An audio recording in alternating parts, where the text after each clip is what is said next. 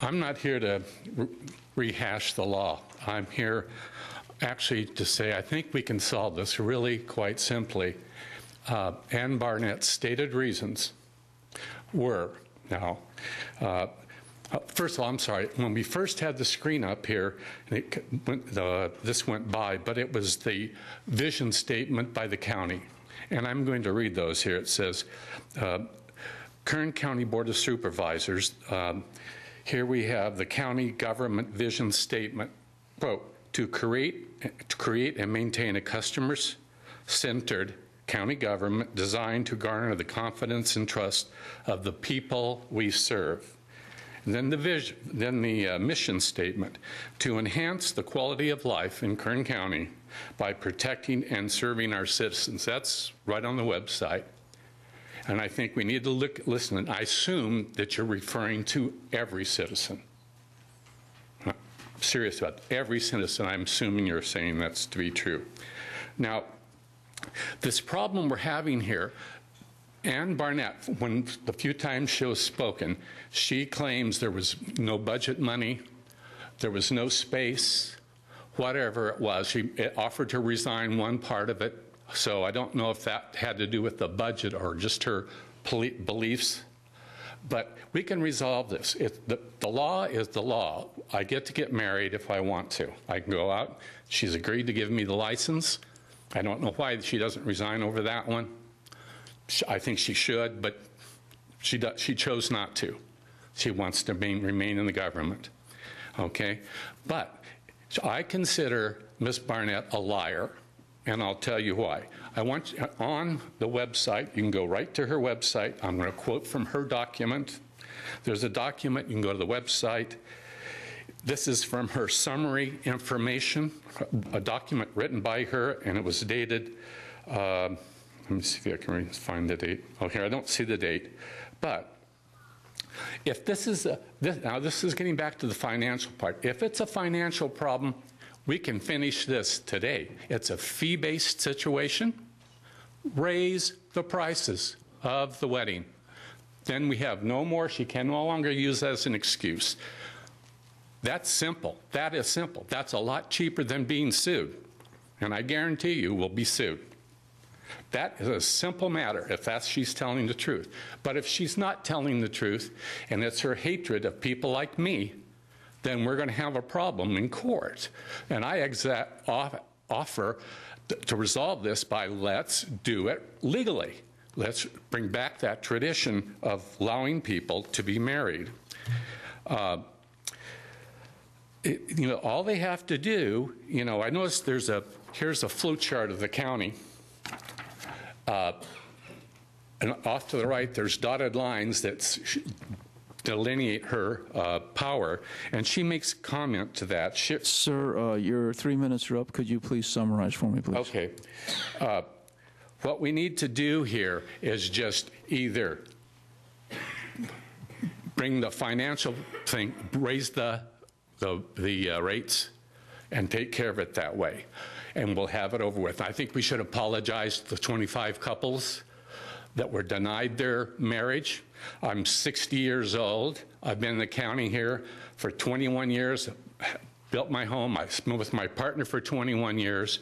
In 1968, I joined the military to protect everyone's right, freedom, hers included.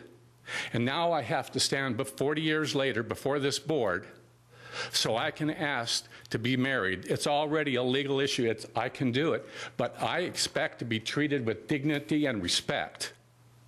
Okay. I've done my bit. Thank you. I support the county clerk 100%. This is a slippery slope we're stepping. If we fall into the abyss, this is the first step, and it's downward from here. I'll be brief. Thank you very much. And I represent the Dolores Huerta Foundation. As many of you know or may know, Dolores Huerta is one of the most renowned Latina leaders in the United States and one of the most active women fighting for women's rights and worker rights and basically human rights and civil rights.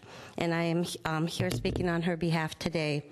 The county, as we all know, or have learned recently, does have, the power to decide whether or not they want to conduct marriages, civil matrimonies. I myself was married by the county twice.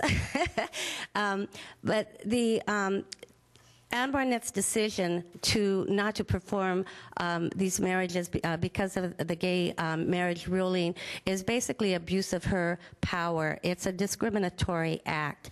And our mission with the Dolores Huerta Foundation is to fight for the people who are underserved and underrepresented. And when Dolores and the rest of her staff, we do this throughout the United States and throughout the country, and we're glad to have this opportunity to, again, speak here at home on behalf of the people who do not have the right and who do not have, or basically have been given the right to have the sanctity of marriage as they would like to enjoy as the gays, as the rest of us, do have.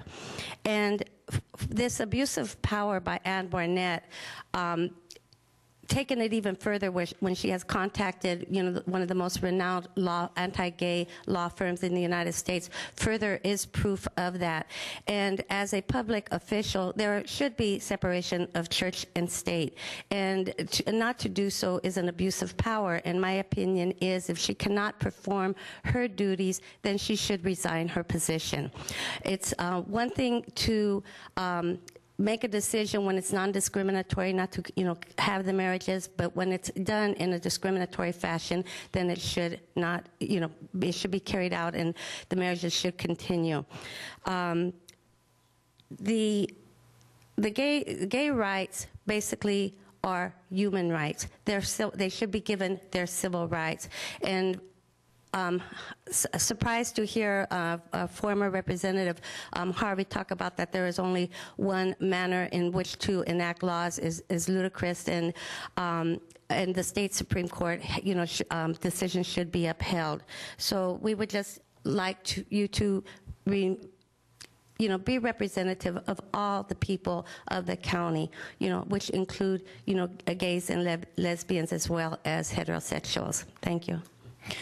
I've lived in Kern County all my life, as well as my parents, my grandparents, and my great-grandparents. This is not the first time I've attended a meeting of this board. On other occasions, I've enjoyed that pleasure. But I come here today feeling strongly about those roots that I just spoke to you here in Kern County. I love this community. And in all of my years here, I have felt the love and friendship of many, many people. I would ask this board one simple thing to remember. As you make decisions that affect the lives of hundreds of thousands of people, remember that I live here too, along with several thousand other gay people. We don't want to disrupt anyone's life. We just want to live ours. We don't want to harm anyone, and we don't want to be harmed. We don't even want to be standing here making this speech. We just want equal access to the rights and the responsibilities set down in the Constitution of this wonderful state of California for all people of this state and the nation.